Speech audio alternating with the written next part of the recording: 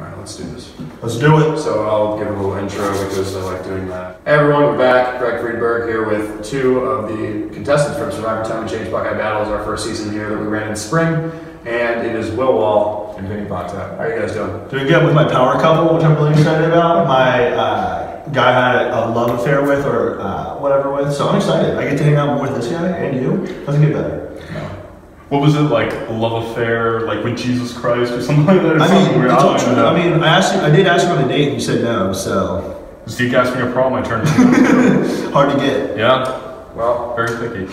It's only suitable that you guys are doing this interview with you. Alright, so let's move on. So we're going to talk about a lot of things, guys, and I think it's suitable that we're doing it with you guys because you played kind of the entire game together, I mean, to an extent, and I want to talk about start to finish. So we're going to dissect the game from day one, and this conversation between the two of you started that early or even earlier. So before we get into that, I want to talk about that because you sent Will a Facebook message before he came to Ohio State. Yeah, so that's going to even further the I'm a super fan, so I'm in love with him portrayal, which I'm excited for. But no, I'm obviously a huge super fan. I had like a Survivor birthday party when I was young. I like watched every season, whatever. And I knew that Will was on Survivor and he was going to OSU. I knew his background being a Christian, so I like shot him there's a welcome week through Young Life. I was like, hey, here's some things that if you want to get involved in anything in Ohio State, here's this avenue you can take. And he said, thanks, I appreciate that. And that was really the end of it and the extent of it. Yeah, that was really it. I mean, secretly, obviously, I wanted to watch Survivor with a guy on Survivor at the time. No, but it really wasn't from a like weird, I want to be a friend with a Survivor player or like any follow-up to that. It was like, hey, here's this thing. If you want to be a part of it, cool. Because I wasn't even a part of it anymore, so it was something I wasn't even a part of. So you get that message. What are your thoughts? Yeah, so it was actually kind of funny. I was getting a little bombarded with a lot of messages from a lot of people, but that was one that I really remembered, I think. Not just weirdo. Well, yeah. Not just because you went to Ohio State, but because like I don't know, the whole religious connection too, and when I came here as an out-of-state student, it was definitely weird trying to transition. Yeah. So I remember getting that message and I was kind of like, oh wow, that's actually kind of meaningful. So when you did bring that up when the game started, I'm like, holy crap, that was you. Yeah, it did, yeah. So this connection started way before the game, this love affair, whatever you want to call it, but all the above. Right. So you guys played this very different game together, and we're going to touch on that. But first I wanted to talk about just, you've seen everything play out. Both were, what, 6 months removed from the season now. It's not been that long. Yeah, no. So let's talk about the overwhelming STC experience. I want to hear about what you took away from it, what you think of the whole game itself. Not the show so much, but the game you played. Will, you can go first. Yes, I mean, for me it was a very therapeutic experience. Definitely went through a lot out there on the CBS version of Survivor, and then coming on Survivor Time and Change and kind of getting to rehash a little bit. You know, I felt like I had to kind of redeem myself too a little bit. I kind of had a chip on my shoulder going into it. So being able to find those two idols, being able to make some pretty big moves, being able without a clue, just being able to do those things and prove like, yeah, I do care about this game. I wasn't just like floating the entire time. It meant a lot to me, and it definitely was very, like I said before, very therapeutic and very calming at the end of it. It took a little time even after the end of Survivor Time and Change, but I feel like now I'm okay with my experience on Millennials Gen X because of Time and Change. That's awesome. Cool. Okay. Yeah, I mean, even for that, I think it was fun. I mean, obviously there's 15 of us in Will. I think it's kind of how a lot of people viewed the season going into it because of your past.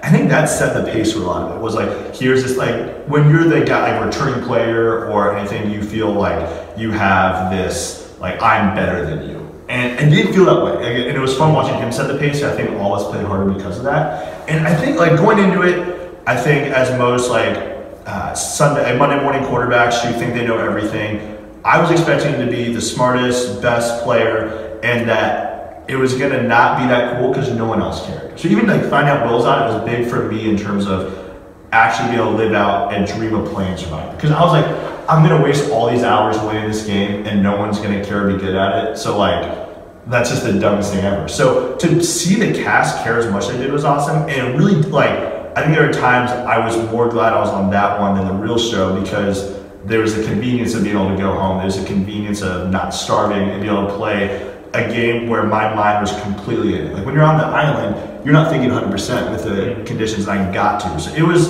for me, it was living out a dream, which it was the best. So I loved it. Cool. So then we have we'll look at the two of you. We have the superfan Vinny, and we have the guy who actually played the game. And I think you guys know the game probably more than anyone who played this season, objectively speaking. There's Cal.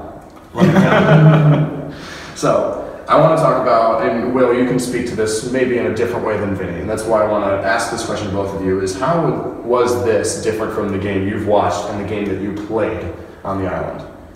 Yeah, so I think Vinny touched upon that with the mental and physical aspect. It definitely gets you. Day 30, and I've heard a few other survivors mention this, day 30 is the worst day on Survivor. That's when you really start to feel like I'm slipping. Like, I remember slurring my speech, not being able to get out sentences. Like, it gets to, I couldn't even walk up. We had a little hill to walk up to get to camp. I couldn't even walk up that hill. So being able to actually, like, have a full stomach and play Survivor, I feel like it was really cool, but at the same time, there were more difficult aspects of this version. I think, you know, being in a college atmosphere and having to take classes and study for exams while still, you know, trying to strategize and text people, and I always have to have my phone out, I always have to have my phone turned on. It got to the point where even now, you know, I always have my phone turned on live because I'm always thinking I'm going to get a message. So, but yeah, it definitely is a completely different aspect when you can't see somebody face to face too. The thing is, I feel like a lot of people feel like players on Survivor are great liars. No. Okay, no, I don't think I've ever met somebody who's, and actually I take that back, maybe one or two people who are great liars. The majority of people can't lie to save their own ass. I don't know if we're cursing or not. Whatever. Yeah. Okay, so yeah, most people can't lie. But the thing about Survivor players is that they're better at reading those lies because they're there face to face and they can read your body language and you're living with people. I'm not living with the other people I was playing against in Survivor Time and Change. So now I have to try to figure out if they're lying with very minimal information and very minimal connections with some of them. You know, even though I was playing the game for however many days, I wasn't seeing them 24/7. I didn't see the best and the worst times that they had. I didn't know about their families and their backgrounds, and that really, it makes it more difficult to get a read on people. I think that point is huge of being able to relate on an actual human level, because it did get very gamebot strategy as the whole second half. Like my beginning game was I want to get to know people and talk to people on a real level, get connection with them, because I think that's what I'm best at. Like, yeah, I'm a nerd who knows a lot of strategy, but I think being able to relate to people and talk to people is, I think, where I'm at my best. And I think that was a disadvantage that I couldn't show that. Like, I think in an island setting, I think this is also kind of cocky, I think people would want to be around me and not put me out early, which would help me. But like, my biggest conversation I remember having was like, first week with Kelsey, which I think proved to be my most dangerous ally, maybe not like the one I wasn't necessarily closest with, I'd probably say so, but like the most dangerous. And we just had like a 30-minute conversation at Chipotle where we just talked about life. And it was the one conversation I remember where I felt I showed who I actually was to someone. And I think she saw that and I saw that, and that's why we kind of gravitated towards each other. But I think it's a really good point about that being a huge difference. You can kind of hide behind Survivor, and that when you talk to someone on the cast, you were talking Survivor. You don't need to talk about other things. And Jackson brought up in his interview of like making sure after recordings to talk about life, and that's something I definitely tried to do, but I still think it wasn't even that imperative to do. I don't think, if you talk strategy with someone, I think that equaled knowing them, which I think on the real show is not the same. Mm-hmm. That's fair. So, and it's interesting because one quote that was on the season by Will was, "This is a social game on steroids," but to an extent where it's not even that social, it's more strategic, because you're not seeing the conversations that are happening, right? Because you could leave this room right now, go upstairs and go talk to someone on the game, and Will would never know. Yeah. Which was really interesting. Yeah, definitely took advantage of that. So, moving on from that, you guys have the show come out of it too. This 12-episode series on YouTube. It's not to the extent of like the game on CBS, but you had a decent viewing, and I mean, you killed it. It felt like the real thing. You crushed it. I'm not gonna do my moving on from there, like I want to know the reception that you guys got from your friends, your family, if they've seen it, and then also just the Survivor community. You've seen what people have said in the YouTube comments and on Reddit and things like that. I think I had one friend, I had two friends who actually watched it all the way through. The rest of them I kind of just showed highlights. Like I showed the thing I did at Kelsey at Tribal, or me like winning the immunity, but mostly like my friends didn't watch, and I think my mom tried to watch an episode and just got bored of it, to be honest. Which, if you're not a Survivor nerd and trying to watch this, it's really hard. Like, I get why you wouldn't want to watch it. So there wasn't a huge, like, my friends are making fun of me for not winning because they saw me do something wrong. I think, like, for me, I would say the perception of me at the beginning was like, oh, he kind of reminds me of us, like superfan, and then I think everyone, most part, didn't like me a ton, which I'm fine with. Like, there needs to be someone people can rally against. I was in control a lot of the game, and I was very okay with that. Like, I would get a text from a couple of casts like, hey, are you okay with what people are saying? How are you doing? I'm like, I'm fine. Like, there needs to be someone people can rally against, and that was me, because I was acting cocky on the show. I'm fine with that. I think I told you at one point where people kept saying, oh, like, people might love you on the show. And like, I don't think so. I'm acting like a cocky jerk because I think it's just funny or just trying to egg people on. So it definitely wasn't the most positive thing, and I was kind of okay with that. Like, I don't need people on YouTube, sorry guys, to fall in love with me. I'm confident who I am. Cool. Yeah, for me with family, they definitely were like, wow, you curse a lot more than we thought. I'm sorry. Oh, no, you're fine. I said it, you know. What did you do? My friends and like other people that would watch, I guess, on YouTube and Reddit, those are two mutually exclusive. I don't know the people on Reddit. I love the people on Reddit, but anyway. Well, that's the thing. It was a very positive reception, all in all. I mean, there were a few comments, I know, especially towards the end, a few comments here and there, but at the end of the day, I've heard it all before, and it's something where, like Vinny said, you know, if you're confident enough in yourself, then it doesn't phase you.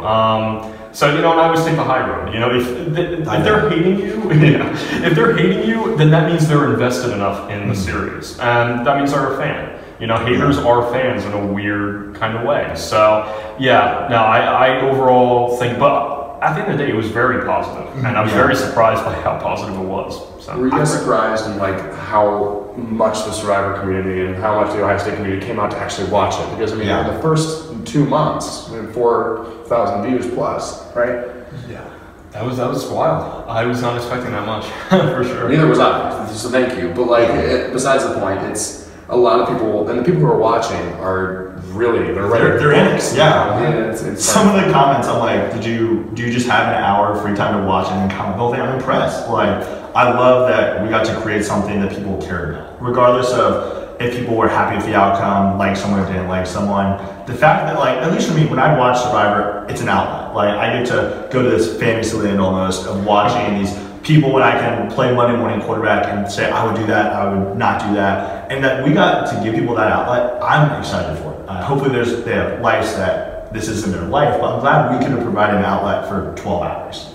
So, and then let's talk about specific information from the game. You guys get to watch this, and you know your game very well. You're the one who can record your own confessionals and has those discussions. But I think one cool thing with seeing these series now is being able to see what other people did. So what surprised you the most from watching it? Who surprised you the most to anything? I'll go first. Allie, absolutely Allie. I think her and I had a very strong connection when I first talked to her, and then we like shared the idol, or I gave her the idol parchment, and she used that for her fake idol. But after that, I really didn't see much strategy from her. I think socially, neither one of us really saw eye to eye. I think after the there was a whole issue when it came to the max vote at 9, and after that, we just didn't really talk much, and I think I didn't really get to see the game that a lot of other people saw from her, and she didn't get to see it from me either. She told me flat out that she didn't think I was playing any kind of game. So it's interesting how we both kind of, I don't know what she said if you asked her this question, but I feel like we both kind of realized how great of a game that each other played after the fact.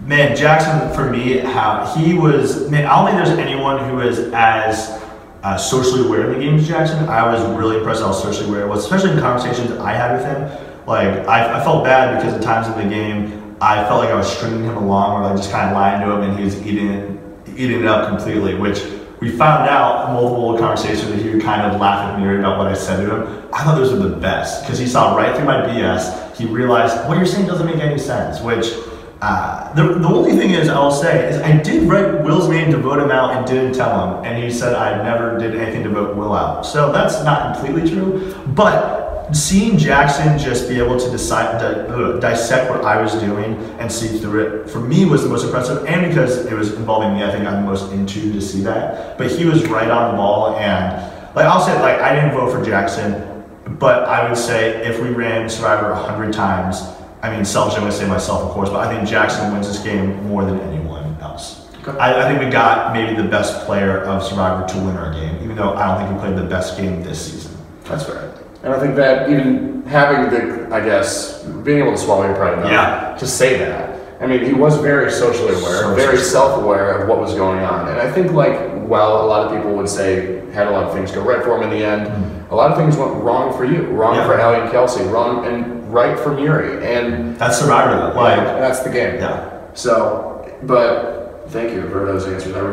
I think that's cool. You get to see a lot of things. The common answers we've been getting are like Kelsey, for example, and you played the whole game with Kelsey. You knew her game, and that was so hard. It was so hard because, like, I'm sure we'll get into this more, but I saw the game Kelsey's played. Kelsey and I really truly believe every decision we made was in lockstep. Like even with Allie, like Allie surprised the crap out of me with how good she was. But I think with her time commitment, like she's in a super hard major. She was potentially rushing, and she she didn't invest, I think, into those relationships as much, where like Kelsey and I were willing to have meaningless conversations just to make people feel good. And I saw that Kelsey was an unbelievable player, and I viewed her as maybe greater than Allie in terms of that individual game. And it was so hard because everyone said the opposite, but because of my game, I couldn't say anything in the moment. So that was so hard to do. Yeah. So then let's talk about game specifics, because I think that's where we're going with this right now. So, Will, I want to start with you because really with losing the first immunity challenge, right, you formed what could be considered the first alliance in Survivor Time and Change history. And that is you, Elizabeth, and Jake. And then you rope in Max as a fourth. So let's talk about that four. That's a good four. That's a good four. So good. Oh my gosh.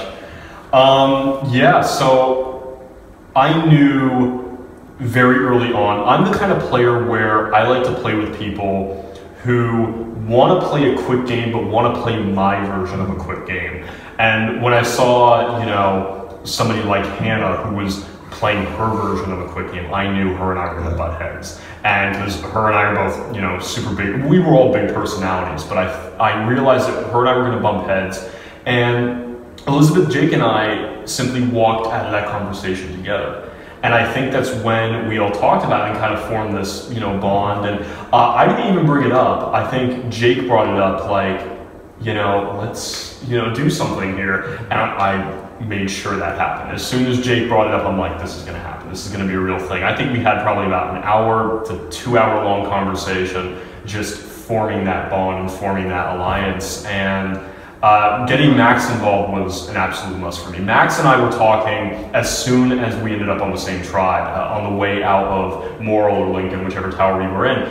And we started talking, we started hitting it off. And I knew I wanted to work with Max. So when him and I finally got a chance to talk, just him and I'm like, I need to get him in on this alliance. So it ended up working out really well, I think, for all of us. So, and let's dig a little bit deeper into that alliance, because the nice thing with that is you had what seemed to be like two equal pairs within there, right? And you had you and Max, both huge threats for different reasons. This is the two I wanted to work with. Right. Gosh, I wanted Max and Will so bad on my team. Yeah. So then, on the other side, you had Elizabeth and Jake, who Jake knows the game very well. Elizabeth may be a little bit more naive to the game, but a very, very mature personality and smart as hell. And so that alliance, until the swap, ran the game for the most part, because you see the votes that you guys conducted. You guys commanded that 7-1 vote on Emma. You guys commanded that 6-1 vote against Hannah.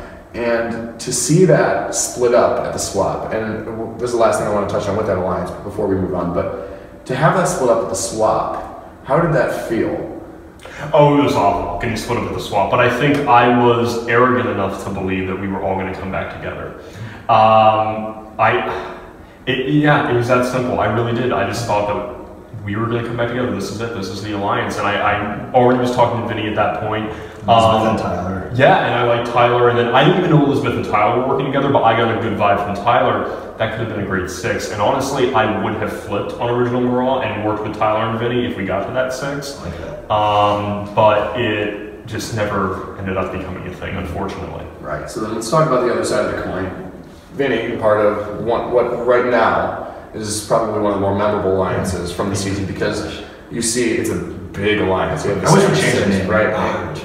Yeah, you weren't a fan of the name in the first place. I just want the alliance names. Right. I'm not a fan. So sorry, Big Brother fans. So let's talk about the Savage 6 because that 6, you see who brought it together with Tyler. Yeah. And he needs to get as much credit for that as possible. Tyler was the head of that. And I was okay with that. I didn't want to create this big alliance and be the top of it right off the gate. So I didn't want that, but any credit to forming the 6 has to go to Tyler before anything. So as a Survivor super fan, you see a lot of alliances like that fracture, right? Very early on too. Yeah. But with you guys, 5 of the 6 made it to Final 5, which... Sadly, I didn't want that. No. So let's talk about just that 6 and the vibe that you guys had going in the beginning of the game. Because Kilabu had a lot of fun, but I think the Savage 6 had a ton of fun together.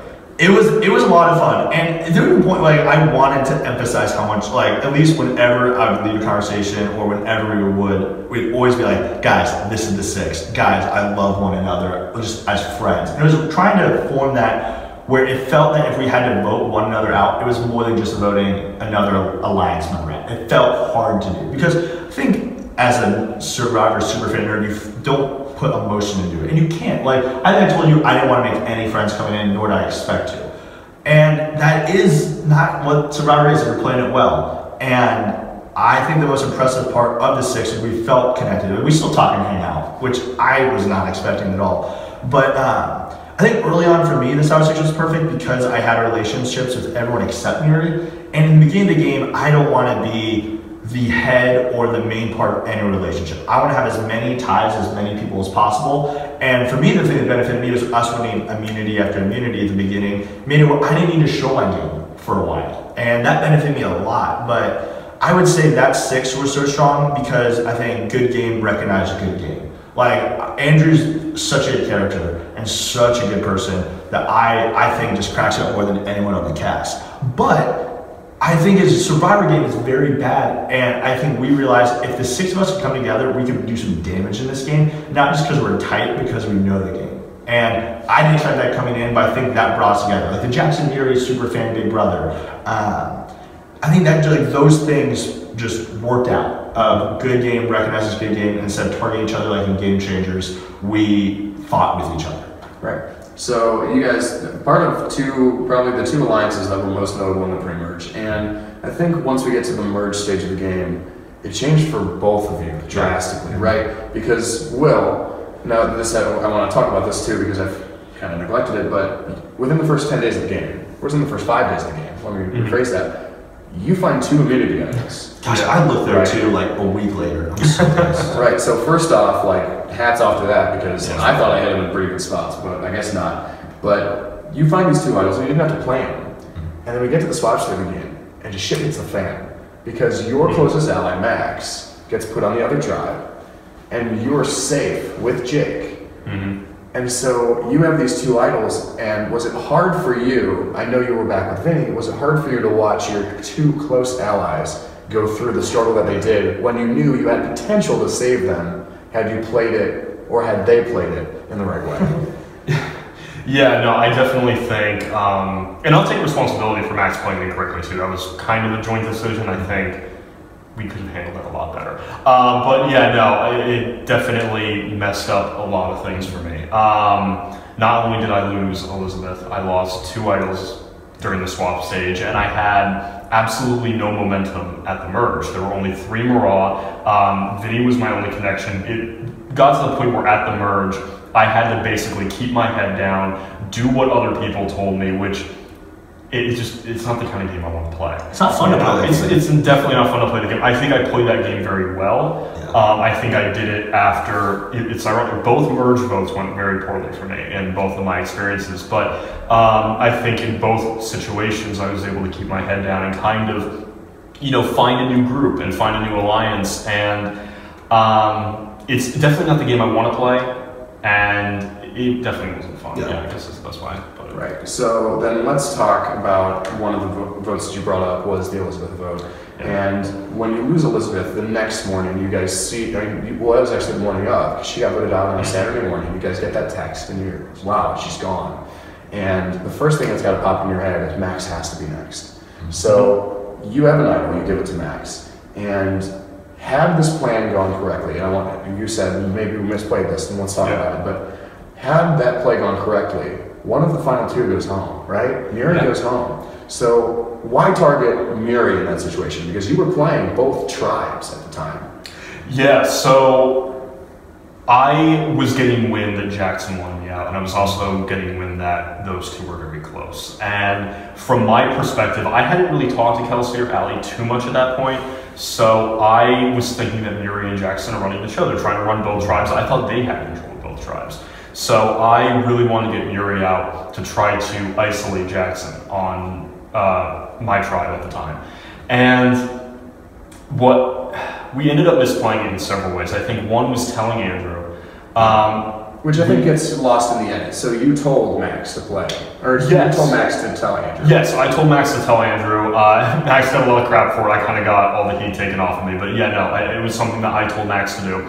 Because I thought that there's no way Andrew's not going to work with us. Because that's the optimal move. Like, you have to play people as if they're going to make the optimal move. Exactly. Usually. And that's why I think you want good players in the game, because you can account, Andrew, this is your best move, and not expect that to happen. I would actually argue, though, that it makes for a better game when you cast people who are intentionally bad for sure. Because then it takes out that predictability. And you gotta be able to play a game where you're playing against people who don't know what they're doing. I thought Andrew was lying to me when he was saying something like, I've never watched Survivor before. I'm like, no, you had to at least see more. I definitely did too.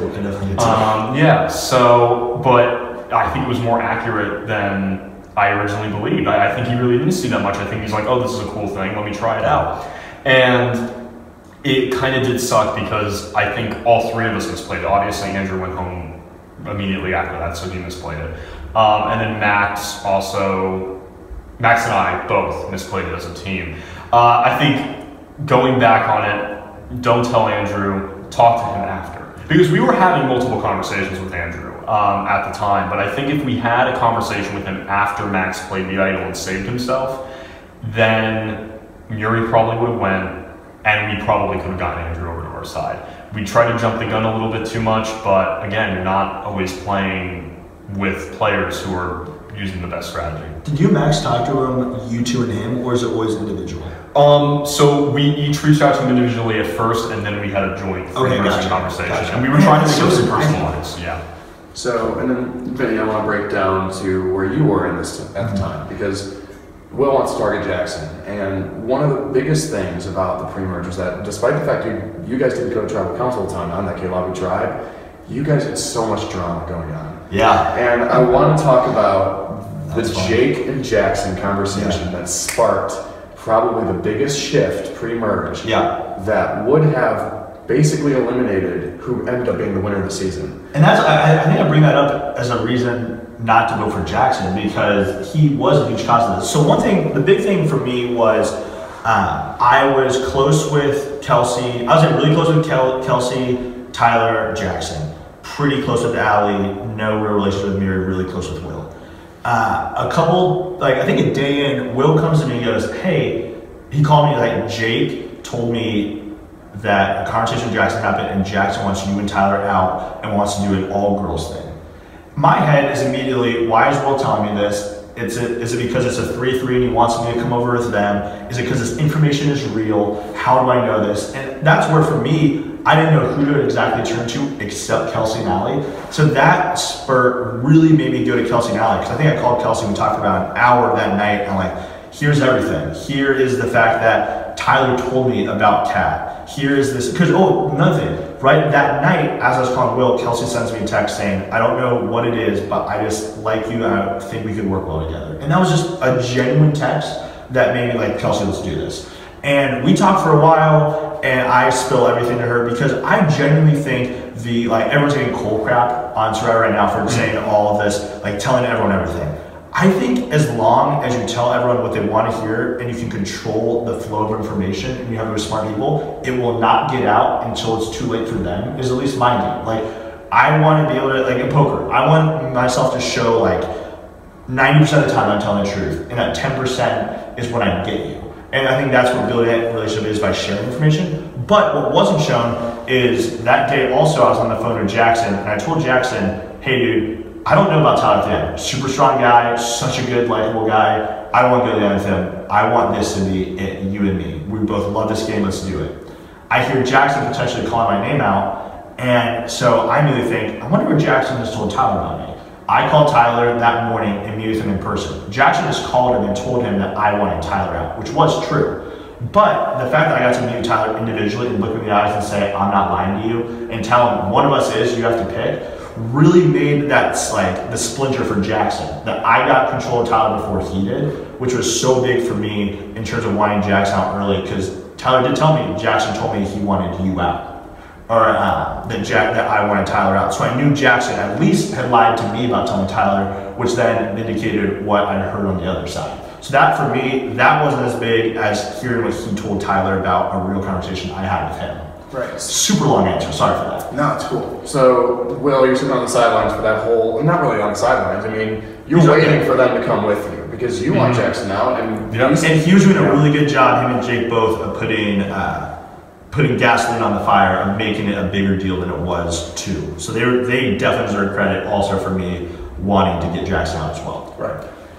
I think, yeah, we didn't know all the information going on, obviously, but Jake and I did recognize that, okay, there's crap going on. There is fractures. We definitely believed you and Tyler. And I think that's when we kind of noticed we just have to poke the bear a little bit. Yep. So let's get poked. Oh, yeah. So now this is a fun conversation. I'm really, really looking forward to this one. So we get to final 11, right? We have a double immunity challenge. You guys, I mean, Mayra wanted to throw the challenge.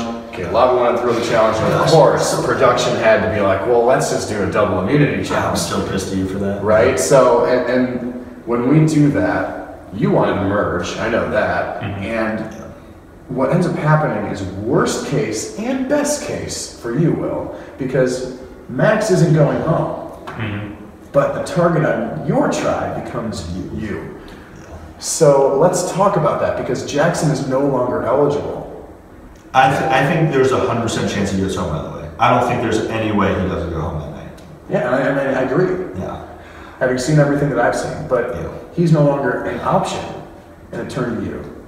I would argue that was actually worst case and worst case. I love Max. Max is definitely my closest ally. However, you'll see when it comes to the merge, not a lot of people want to work with Max. A lot of people want to work with me. Not a lot want to work with Max. I think that if Max and Jackson both did not win that challenge, I think it would have been perfect. Max would have, when it would have been unfortunately bad for me, I would have felt like I lost a friend in this game. It would have been awful on a personal level, but I think strategically I would have rebounded. And if Jackson was able to go, obviously it would have been better for me. So I think it was absolutely, I mean, losing an idol, losing Elizabeth, that was like the third strike, and it really did hurt when Jackson won that, because the target did go on to me. And I forgot for a second. I forgot that Cal was voted out of that tribal, but we had to flip the We'll talk about that. The go. Yeah, we'll talk about this. But it was a complete messy situation that I was not expecting at all. But honestly, looking back on it, it should have been something that as soon as I saw the challenge, I should have known he was going to win. It's just right up Jackson's alley. It definitely was this kind of challenge. So then, Vinny, we have this whole debacle where you're not going to turn on Tyler at the time, and you don't have Jackson as an option yet, or anymore. Yeah. So now you constantly said in confessionals, and the reason that it was depicted this way is because I didn't have any content of you saying that you changed your mind to vote Will. Because what ended up happening is you were very set on, I'm not voting Will, I'm not voting Will. But then this conversation happens between you, Tyler, and Jackson.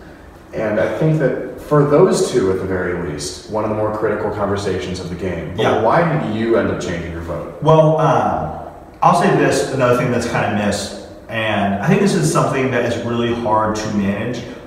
So Tyler and Jackson have their meeting, as you show, and then I come along. And at that point, Tyler and I were close. I would say we were probably closest with each other at that point, and then Jackson, again, was on the outs.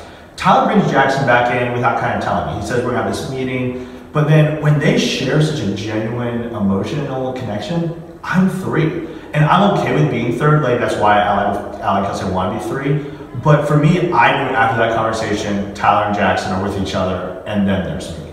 So for me, I was like, I want Jackson out even more now to get Tyler back with me. The main reason I flipped, and again, it's not shown because later that day, Jake, Tyler, and Jackson meet. Yes. And Jake is on board to vote Will out. So all of a sudden my vote doesn't matter. Like, I can fight for my dude and tell him to play an idol, but then when I tell Will, hey, play an idol, he goes nuts at tribal. It's clear that I am the one who is the person who told him, and then all of a sudden who's left in the game has no trust in me. So for me, I was just boxing in the corner. Like, Jackson definitely provided a great emotional response by Tyler and I to gain our trust back, and I think he should get credit for that. I think the bigger credit should go to Jake for telling him to vote. Where even though it did save Will, it forced my hand. Because I truly believe without that conversation, I do vote Cal out, or even, to be honest, even Tyler to go with him and Jake. Especially after that connection, knowing I'm not with those two and I don't trust Jackson. So that was the underreported thing that influenced me the most, where it didn't matter. And I even thought Will might have an idol, because just like Jeremy in Second Chance, he gave an idol to Steven because he had another one. Will, you give an idol to Max, it's not because that's his only one. So like, I debated that whole afternoon. Do I tell Will what really happens if I tell Will? I just lose so much trust if that vote goes any way but the way it did, and it couldn't have gone better. I didn't orchestrate Jake telling Will, but I knew there was a chance, and that was best case for me. So, and I was going to say, follow up with like, I wouldn't know if I was going to tell him or not, and someone does the dirty work for you. Oh, it's the best. Right? Thank you, Jake. So, Jake makes the decision to tell you to play this idol. And at the time, you had told me you weren't going to play it had you not said anything. So you play it. Yeah. And you get your 3 votes negated, whatever. But I think what I want to talk about, and what a lot of people want to hear, is why did you vote Cal? Yeah, because Jake told me like a minute before I got a chance to go up and vote. And I did not have the opportunity to tell Jake while trial was going on, while people are voting, hey, like, let's switch our vote to Tyler. I didn't even process, I was trying to process where the votes for me were coming from, let alone where I should be voting. And I think that was the brilliance in Jackson's play, is both when it came to tribal and before tribal, he waited till the very last minute to get that information out there, because he knew if he didn't, it would have gotten back to me. And there would have been some kind of play to switch everything around, and Tyler probably would have went home if I had any time to work with. But I didn't, and that was his strategy, and that was a great strategy on his part. So yeah, no, it was just timing. I had no opportunity to think, and as soon as I got up there to vote, it hit me. I should vote Tyler, but at that point it didn't matter because it would have been 1-1 tie. It would have went to a revote. He would have won. It's just, it wouldn't have worked out. That would be funny if you threw one vote to someone, it was like a 1-1-1. That would be pretty funny. Interesting. So one of the more interesting votes, obviously, because I know knock on Cal, but I think very busy guy, like such a busy guy. I completely understand why he couldn't be as committed, and that's just how it is. He wasn't as committed. He wasn't as in tune to the game, but it's nothing, not knocking who he is. Right. And so you guys, once you make that vote, you know the 5 of you are going to the merge, and you watch Andrew go home, probably one of the more predictable votes of the season. Very glad for that. And so you guys go in. And you get to this merge tribe, and this is where I think a lot of the game gets very interesting, because a lot of you guys are juggling different relationships. You get back together with Max. You have Jake, who, whether or not it was shown on the edit as much, you guys were very speculative of each other. Yeah, I didn't realize that. Right? Actually, that's not true. But once he tells you this, it kind of earns this trust back. So it looked, from the outside looking in, it was you, Max, and Jake, and then we had in the middle, right, Vinny, and then Kelsey and Allie. And I want to talk about that because we had two very like distinct sides of three. Mm-hmm. And Vinny, what side were you leaning once you got to the merge? See, that's a very tough call. I would say I was definitely leaning towards the 6 of myself, Allie, Kelsey, Will, Max, and Jake. Because I don't think it's like, it's not shown, my relationship with Jake and Max aren't shown at all, but I thought I had a pretty good relationship with both people. Jake, I would say, was the only person I couldn't get a great read on, but Max, like, it's shown in the episode before, he goes like, when Will played his idol, like, Vinny played us like a fiddle, he's a rat, and then the next episode he goes, I really trust Vinny. Like, and that's kind of, like, I think I knew how to talk to Max unlike everyone else. And so just in general, I had more options there. I knew Miri and I hadn't had a great relationship to that point. It was always through Jackson. I think I had more options on this side. Yeah, so I was definitely leaning towards that 6. But the nice thing is I had relationships with 7 of the 8 people, and I was still way more okay with wherever the votes were going, where you ever want to hear someone say, oh, I want to go where the votes are going. At Final 9, if you don't have to piss anyone off and can go that way, why wouldn't you? So then let's talk more about that, because when you guys get to that 9, one of the more interesting things that I think, I don't really have an answer to it yet, is the whole pre-merge. Will, you wanted Jackson and Miri out. Mm-hmm. You get to the merge, and the first person you target is Tyler. And the target on Jackson and Miri was just taken completely off. So why did you want Tyler over the other 2? I picked up really quickly that I don't think a lot of people wanted Jackson or Miri out right away. Yeah. And I think the reasoning for that is that your alliance, you, Allie and Kelsey, wanted to kind of string them along a little bit. Especially Miri with Allie and Kelsey. Yeah, definitely. Those 3, absolutely. And it was something where I don't think I had the social capital with Allie and Kelsey yet to pull off a move like that, where I was able to recognize they want Tyler gone, and they want Tyler gone quick. Especially after that move too, where he wrote my name down, I had perfect reason to do it. I had perfect reason to be mad at him. It wasn't like, or not really be mad at him, but to target him.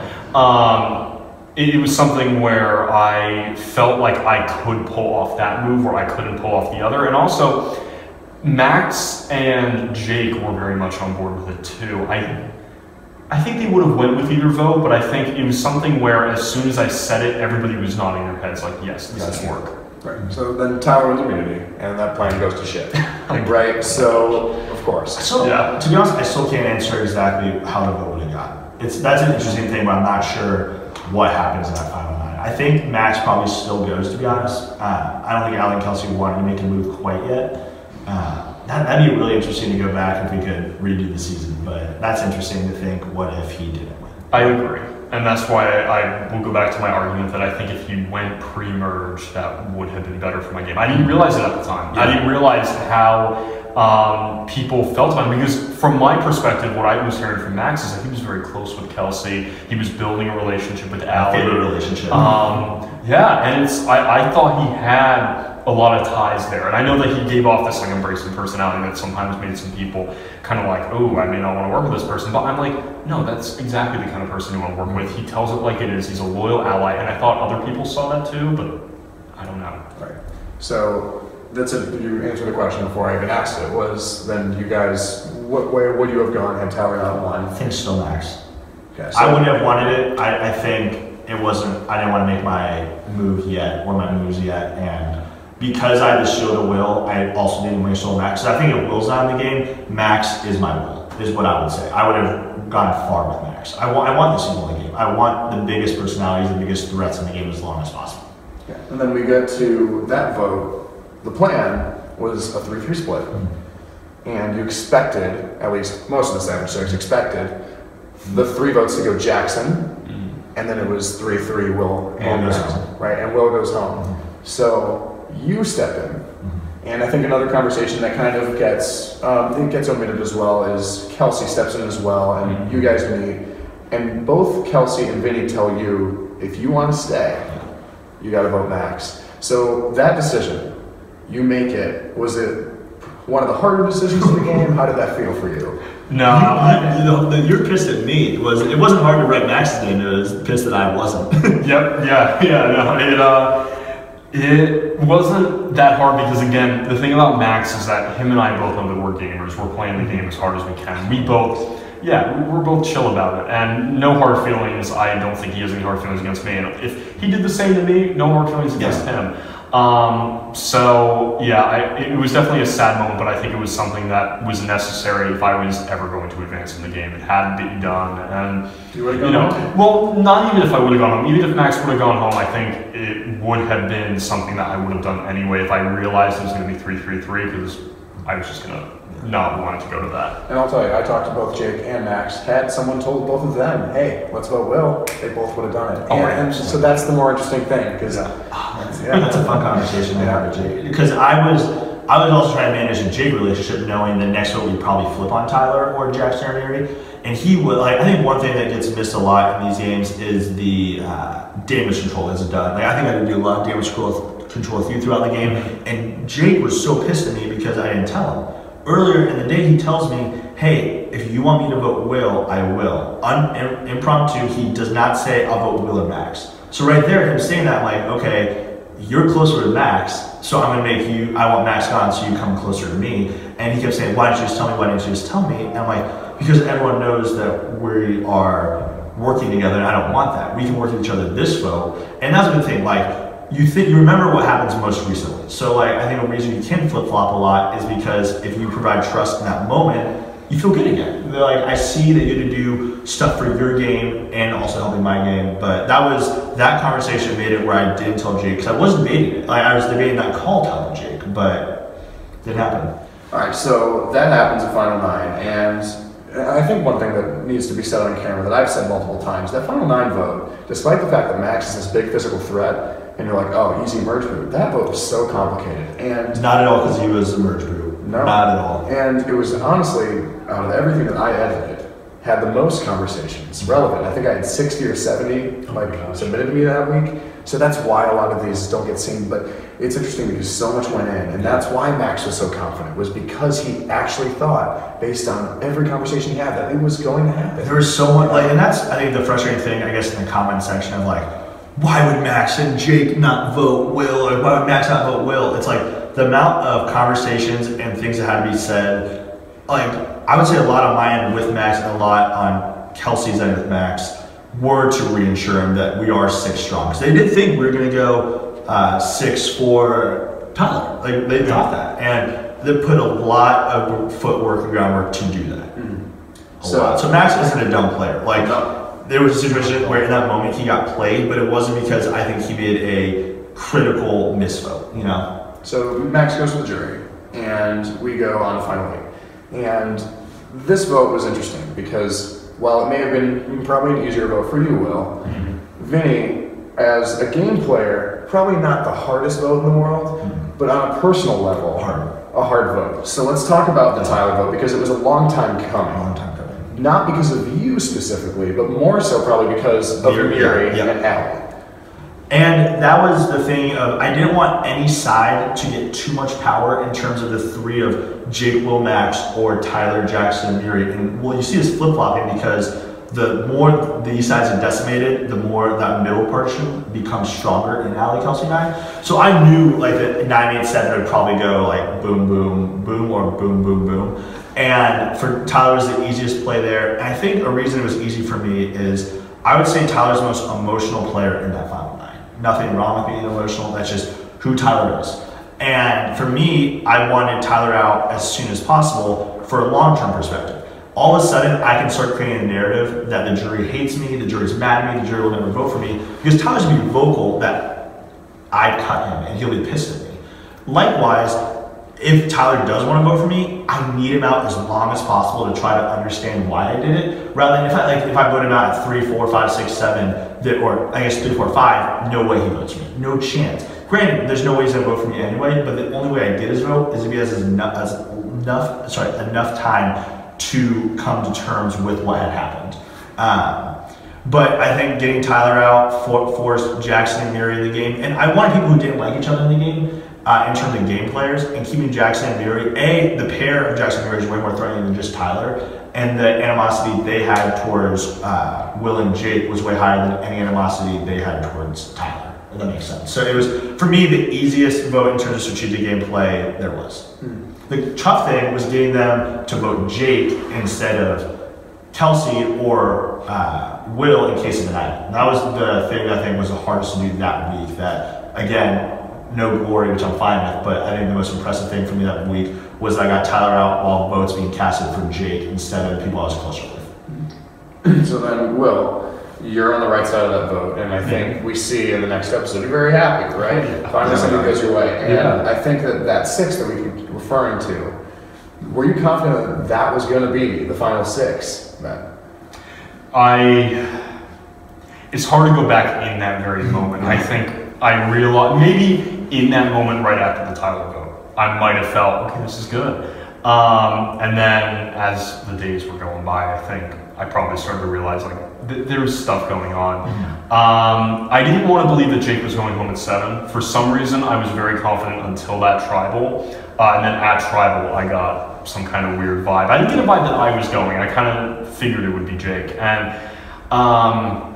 yeah, it kind of all fell apart as the week went on. But you know, if I really had to go back, it's hard to think. For some reason, I don't have very good memories of this specific vote. But if I had to go back, I'd say right in that moment after Tyler went, I probably was on cloud 9. I probably thought, yeah, no, this is good. I'm going to make it to the end. I got control of this game again, which I soon realized I didn't.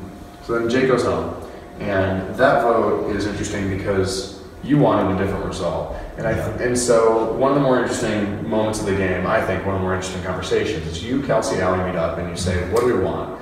Allie says Will. You say Murray. I say Allie. You say Murray.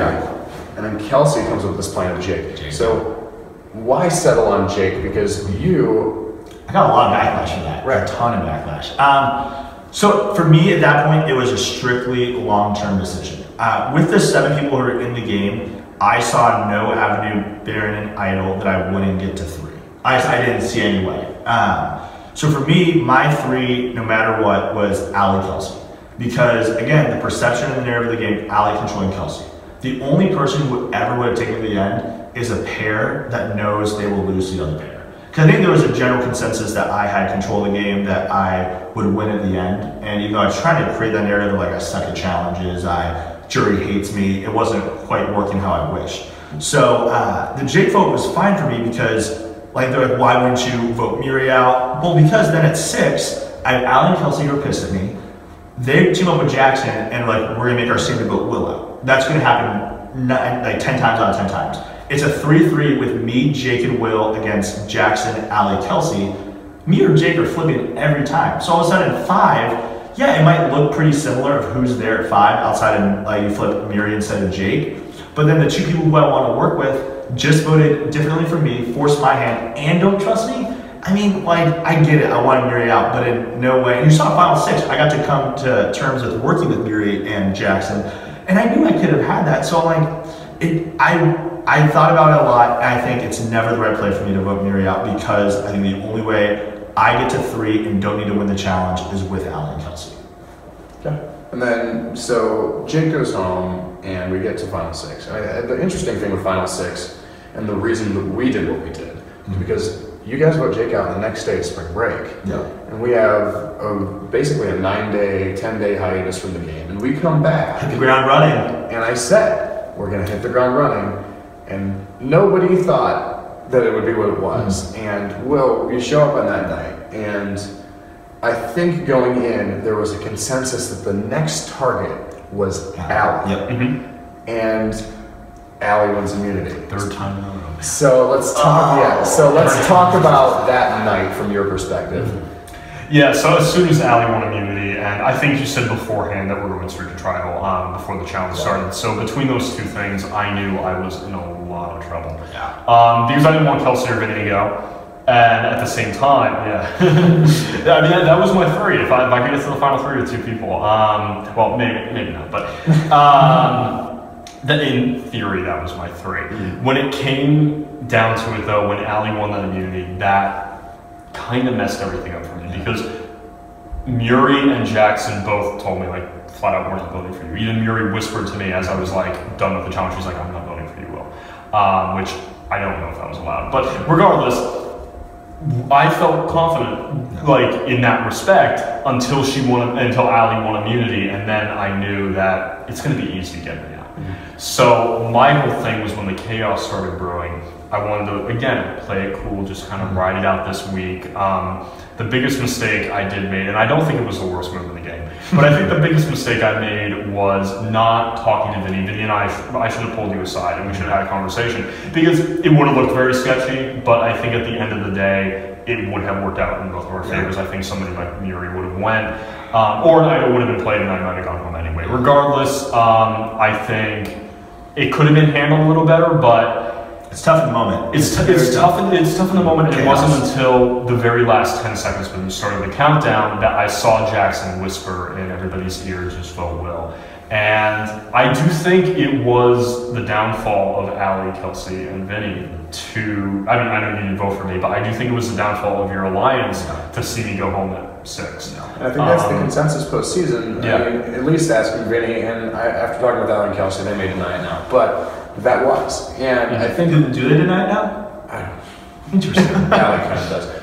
Whatever. That's fascinating. So I think the more interesting thing about that vote, and something that I've collected since, is that before that vote happens, Vinny, you meet with Kelsey and Allie, and you guys said, if there's a vote, I'm okay with cutting Will. Yeah. And regardless of whether or not that's true, you make that plan, and then you go into it and you find out that's what it is. Yeah. And so while it may seem that Jackson was the one who said, hey, like, Will, just do Will. Yeah. At the end of the day, what I've collected since is that Allie and Kelsey voted that way, not because of what Jackson said, but because that was the plan. They didn't want to switch, yeah. Interesting. And we've speculated a lot that if there isn't a trick tribal council that we think Murray goes home, which that's part of the game. It's like in poker, you win, like you might win 91% of the hands in that situation, but then 9% happens and that's the outcome. Like, because that whole week, like Murray and I had this huge conversation, she calls me out, and we kind of come to agreements like, we need each other to go far in this game. Neither of us believed it except for that vote, which is really all you need. And Allie and Kelsey had this conversation where at that moment I was planning on voting Allie or Murray, wasn't sure where. But they say if there's a surprise tribal, we'll vote Will. Like, whatever, there's not even a surprise tribal. Boy, was I wrong. But if there was another day, had I known Allie won immunity, I think I could have gone to Allie and Kelsey, and they both have agreed with this, at least I would like to think so, at least in the conversations we had, that if I had told them everything Murray had been doing with the plan to vote Allie, and they had time to think about it, because I wanted to wait last second to tell them where she couldn't re-talk to Murray. It was the Jackson strategy of like, you want to wait to the very end. And I wanted to do that, but me waiting to the very end came at the worst time with the surprise trial. So, yeah, it was a tough sell, and it was frantic, and I tried to put as much blame on Murray that night as I could have. I tried to be the first to tell Allie there was a plan to vote her out, spearheaded by Murray, but it was just too much. They just didn't want to change in the moment, and it's hard to. And like, I genuinely thought I got them to switch, and we didn't, but that's very hard to do in the moment. I see why they didn't. Did Allie believe you in the moment, or because I know that I saw a clip afterwards where then she realized like I was the target, but did she believe in the moment that she was actually the target? I don't know if she believed it in the moment. I think she did, but I think there was just too much. And I don't think Allie's goal was ever to vote you out. I think the hardest sell was Kelsey, and to try to pitch Kelsey that there's a 3-3 and like you could be 3 and Allie will flip over after. It's not going to work. So I think Allie was just, I don't know what's going on. Vinny and Murray are both untrustworthy right now. I'm just going to stick with what I know. And it was just the easy vote. Yeah. So that vote happens, and I think, like Will said, it kind of is the inevitable downfall because Will going home was a shield for you, but in addition to that, you go this whole game, and this is why, in my opinion, and some others, and whether or not you agree with me or not, you had abused the relationship with Jackson for I 100% abused that, and like to do the middle strategy, I think you kind of have to abuse someone, and I viewed Jackson as weak and was okay with abusing it. Yeah, like for sure my downfall. Now, with that though, it's for 2 votes. It was for the Tyler vote, right? And then it was for the Jake vote. 100%. And then Jackson gets his way at 6. He doesn't play the idol for Miri. And as a result of that, you had just called out Miri. So while you had this relationship... I was in the middle, it wasn't as clean as that. So going into that week, you had a suspicion Jackson had the idol, and Miri wins immunity. And I know that that's worst case scenario because now he doesn't need to make a choice. Yep, and I have no leverage. I have 0 leverage. So let's talk through that week, and then we're going to skip right to Final Tribal Council because I want to hear your guys' opinion on basically the 2 that took over the game with the Final 6. And talk me through that week because Miri winning immunity and Jackson having the idol and all these things is adding up against you because you had just called out Miri. Yep. So that was definitely hard, and I guess a reason I didn't want to vote Miri at 6 was for that potential. Like I still thought for a while the only potential of any of us going home was at 5. Whoever the 2 are, 1 having hit immunity idol and 1 winning the challenge, and was like why I wanted Will instead of Miri. I think if we had time, I could have at least talked that through. But in heat or travel, you can't at Final 6. But yeah, I had to use Jackson because he had no weight in the game. Like he obviously can have weight. But you also have to think about it, in that situation, you kind of take away what who could have it. Obviously, Will didn't have it, he would have played it. Obviously, Miri didn't have it, she would have played it at 6. So the options are Allie, who had said she just didn't do it right. And Kelsey had said she wasn't that close, so I knew it was Miri Jackson. I know I don't have it, so Jackson clearly has the idol. And I tried to pitch to him that I also had an idol. So what's not shown is the Will fake idol that was given to Allie. I asked Allie for when I played the fake on Tyler, which I like the move because I think it's a fallback even though it doesn't look good. But what I really got from it was the idol clue. So I got the legit idol clue that says this is a hidden immunity idol. I bought a fake idol. It wasn't the best fake idol, but I was hoping the note was enough. Where at 5, Jackson and Miri go, well, he might have an idol. Let's not burn this bridge in case he stays in the game, and let's just vote Allie out. And in addition, I'm like pitching them the whole week. I might be a threat that you guys don't want far, but it's just a guaranteed 2-2 next week with Allie and Kelsey. For me, I kept trying to pitch them. I will vote with them, but because I abused our relationship, they knew they couldn't trust me a lot, which completely understand. And when it comes down to it, I probably would have voted with Kelsey at 2-2. But it does show like you have to keep every relationship as great as possible. And I tried. I abused Jackson more than I probably should have, even though I'm not sure the best way with how I wanted the game to go where I couldn't abuse him specifically. And it wasn't because it was Jackson, it was just where he stood in the game.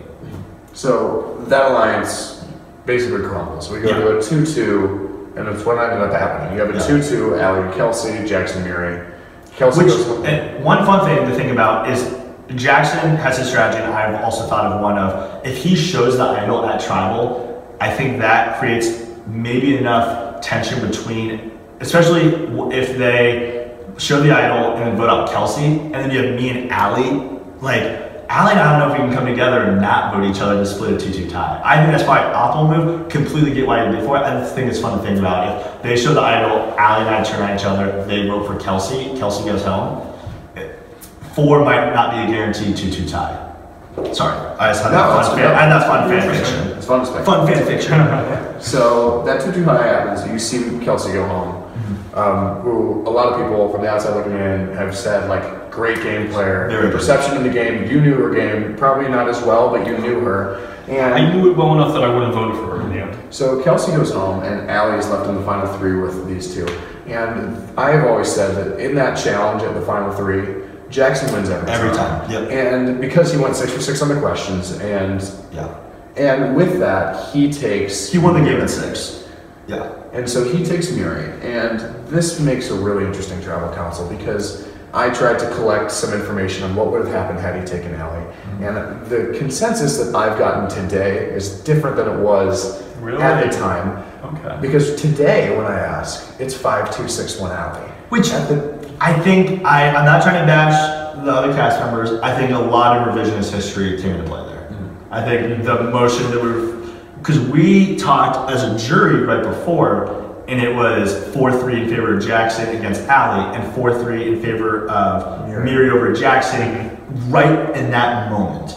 So, and that's as authentic as you can get. I mean, right before that happened, that was the conversation we had because Will and I were trying to make sure we were going to try champion for Muri until we had to meet up at White Castle. Yeah, we got White Castle before, and we're like, it's 4-3, Muri's going to win. We're controlling the jury. Yeah, well, because at least for me, I'm trying to control people because I'm neurotic and want to have as much of a control in the game as possible because of who I am. But so I'm not going to call everyone out specifically. It was not 7-2, 7-1, or 6-1, 5-2. Right. And so it's always fun to think about because I don't think we'll ever get a set answer there, right? I want to talk through your guys' votes because you two, similar to Kelsey and Allie, voted separately. And I think that that's interesting because you were viewed as this pair in the game, whatever you want to call it. Couple, hot love couple. affair, whatever. A million different things. Right. Angelina, Brad. So, and I've heard every perspective on why people voted for who. And everyone is justified in that opinion of why they voted. But one of the more interesting votes,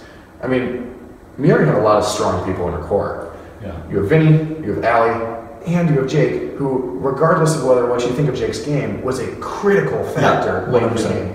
And Underrated. Right. Very underrated, yes. So then you come in, and you had told me before that you were swaying Muri's way. So let's talk through what happened, because you don't see it on camera as much, but I want to hear it from you now.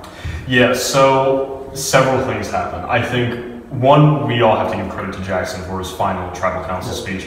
As far as CBS Survivor versus like college Survivor seasons, Jackson's final tribal council speech was one of the best I've ever heard. Yeah. He brought emotion and strategy together perfectly in a way that I never really realized. I never really realized how much effort he put into finding that idol. That was so cool to watch. Yeah, and to studying. And I think he really explained why he won the final challenge because he studied so much because like he's disconnected. And also just how big of a fan he is of the game. And I think that really spoke to me as a fan. So I think that was one thing, and that's when I started to realize, like, wow, Jackson's really doing a good job. And Muri had some very good answers too, but Jackson was doing a very, very good job at Final Tribal, and that's when I started to kind of sway. What really, I think, loosened my vote, however, was the question that Vinny asked, where who made the worst decision in the game, and Muri said me. And at first I'm like... Which you love to hear. Oh my gosh, of course. And so, ironically enough, Jackson says Jake, and Jake, he doesn't get Jake's vote, so... Yeah, I think that's very interesting. I think it's a part of knowing the social game and knowing whose vote you need, whose bridges you're willing to burn, how people are going to react to that. Because even though Jackson didn't get Jake's vote, I don't think Jake would have not voted for Jackson because of saying that. Whereas me, I think I'm much more, I have a pretty big ego, you know, I'm much more prone to, you know, get upset about something like that, especially in the moment. You know, I'm going to be voting 5 minutes from now, and now you tell me that I have the worst move in the game. Like, that doesn't sit well with me. So I think that's when I really started to open up my ears a little bit more and really listen. And I think that was right after that was when Jackson, I think, gave the really emotional speech. And I think those two things combined really set me off course from what I was originally thinking. And with that, Vinny, you acknowledged in your vote that that Jackson did do well at Final Tribal Council, but I don't think you were nearly as swayed. I was 100% voting Muri after Tribal 65-35 in favor of Muri. My big thing with Jackson, and we've talked about this so much, and I didn't say it here, I think Jackson is a better Survivor player than Muri. Nothing against Muri. Muri, you know I love you.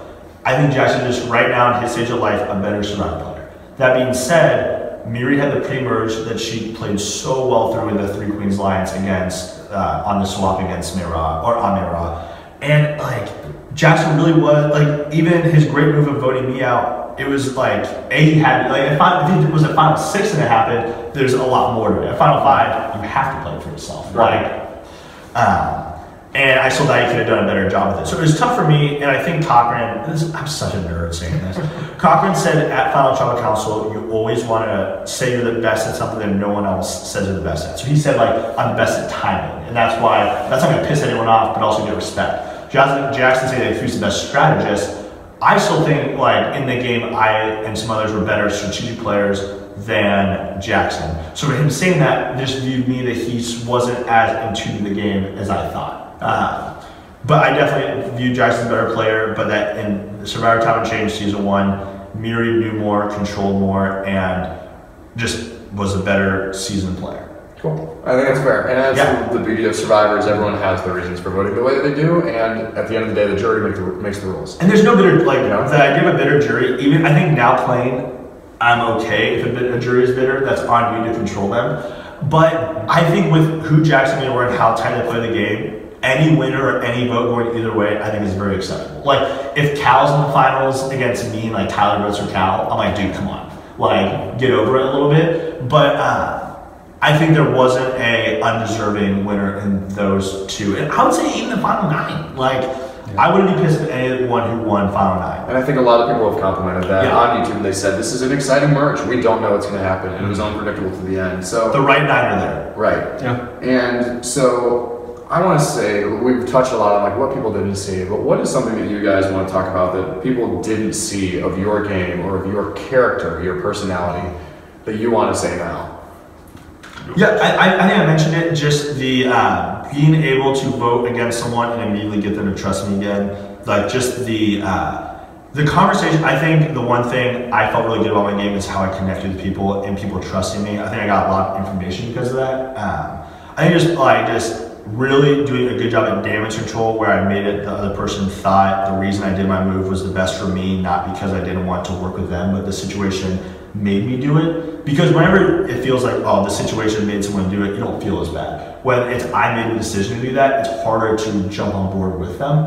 So for me, I would say that also a funnier one was it didn't show, I think, me throwing the challenges, which I thought was really fun. Like, It's true. He was saying confessions. I'm throwing it. I had a lot of fun saying what place I would get and then finishing in that. Like, I think for the memory one, I looked at Sam, winked at her, and then picked her for the wrong cube at Final 6. But no, I think the social part of my game was definitely not shown as much, but that's going to not be shown.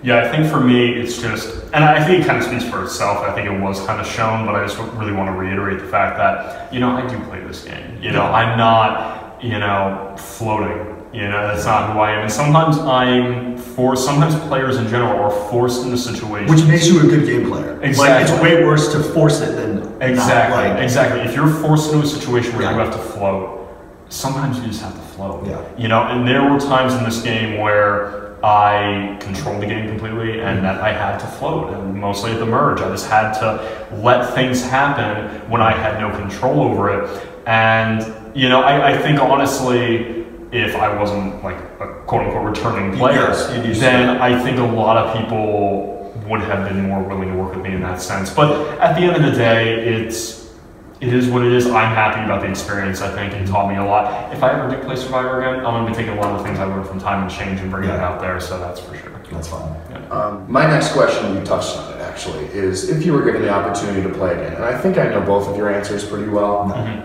If you were given the opportunity to play again in this game, would you do it, and what would you do differently if the answer is yes? Well, so unfortunately I would not do it just because of timing.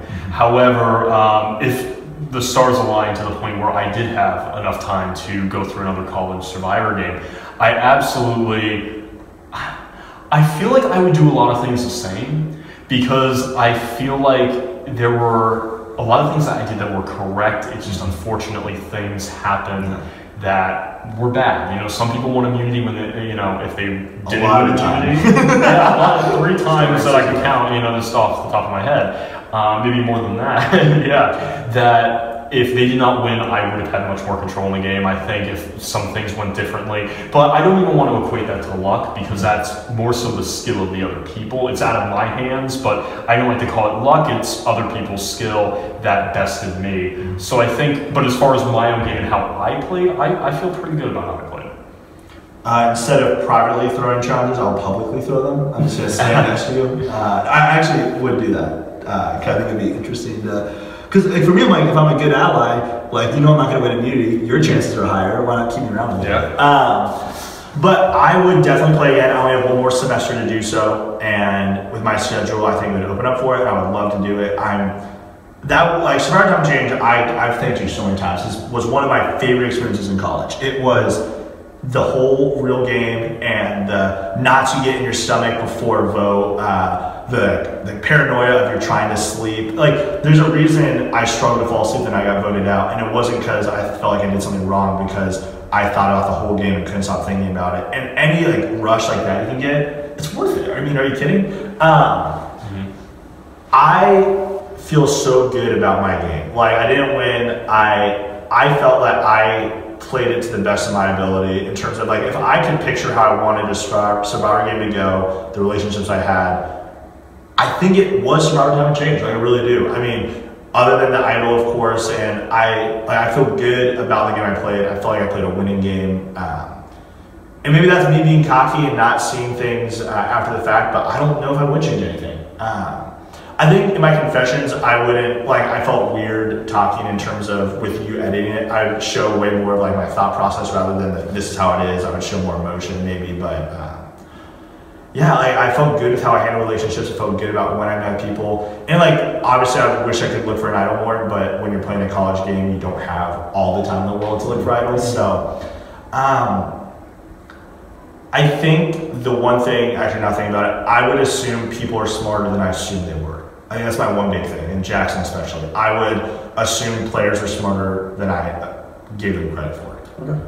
So I have way too big of an ego, I'll say that. Yeah. And with that, I think that's a good transition into my final question. Is there are people playing season 2 now, there'll be people playing in seasons on the road, and what is your biggest piece of advice to someone playing this type of game?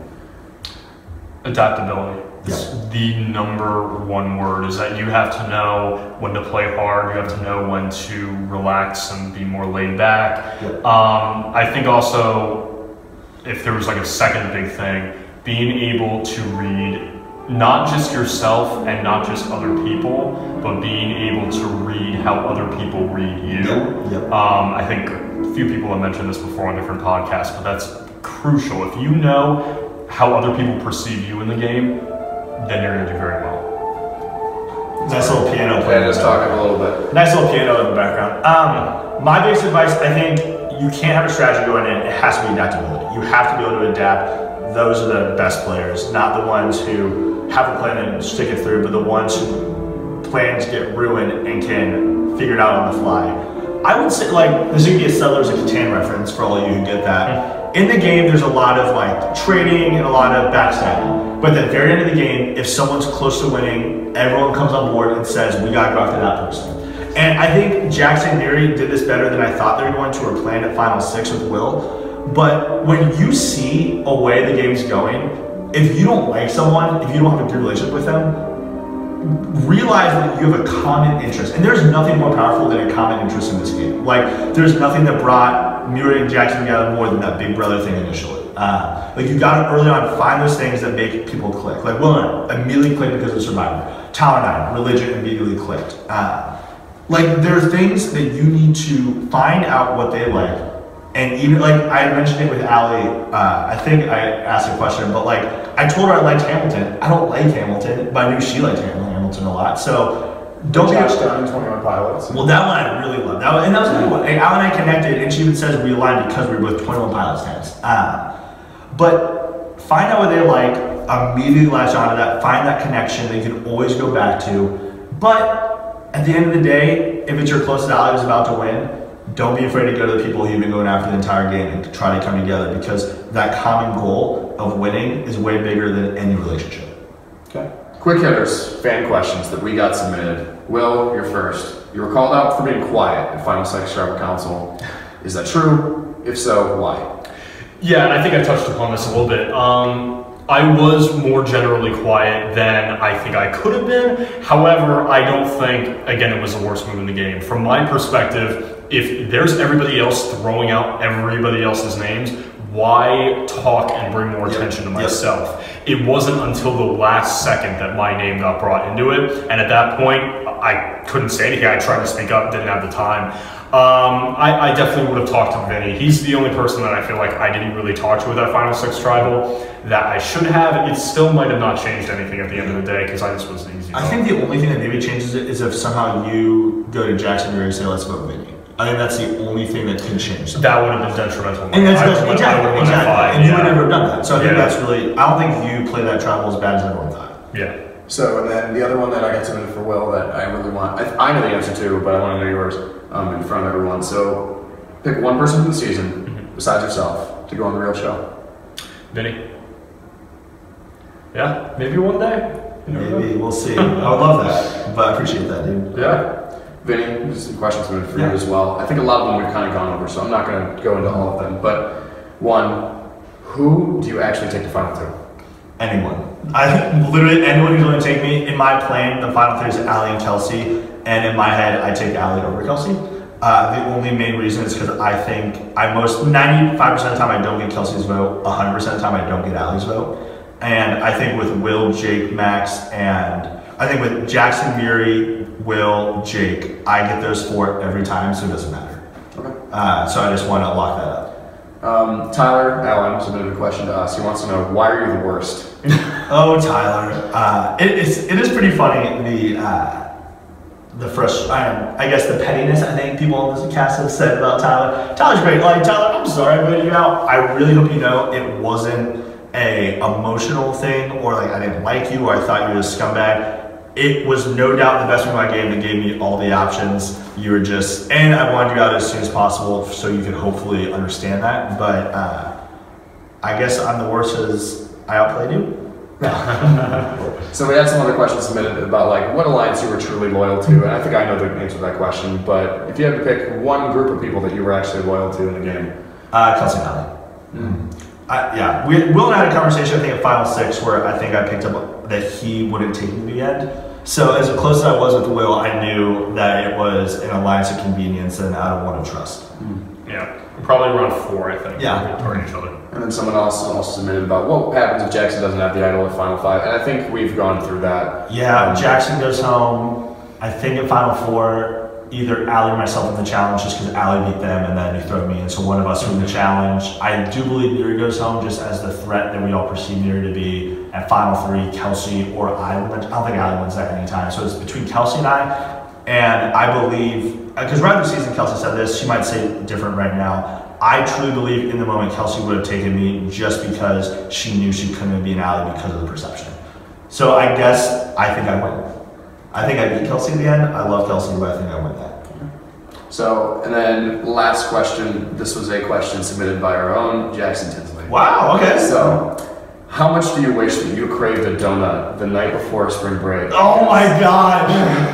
You saw him go to Dunkin' Donuts twice that night. That's the night he finds the idol, and like little things like that. You ate a lot of sneaky things that weren't shown, right? So like making a fake idol and stalking them at Final 5 and seeing like, oh, are they talking about me? Like, yeah. So what wasn't shown is that I was a creep. I'm a weirdo when it comes to Survivor. At Final 5, I had a conversation with Jackson and Miri. Then I left. They went to talk to Allie and Kelsey individually, and I followed them, sat in a booth where I could see Jackson and Kelsey's conversation while knowing where Allie and Miri were. Jackson and Kelsey's conversation ends, I follow, and I have a video of me recording Allie and Miri talking to each other. They go home. They leave that conversation, and Jackson and Miri walk up to each other and hug each other. And I'm like, gosh darn it, I am probably screwed here.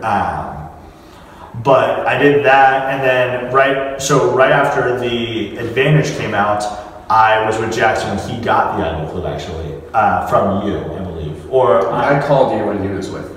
That's right, yeah. And I, for some reason, in my heart, I'm like, do I follow Jackson right now? Like, if I leave and he doesn't have the idol clip, he's probably looking right now. And to be honest, I just wanted to go home and go to bed. So I wish for some reason I was hungry enough to go to Dunkin' Donuts, because that would have been pretty funny of seeing, like following Jackson, seeing him look for the clue, and then in 30-degree weather, both of us looking in the same place. That was pretty fun.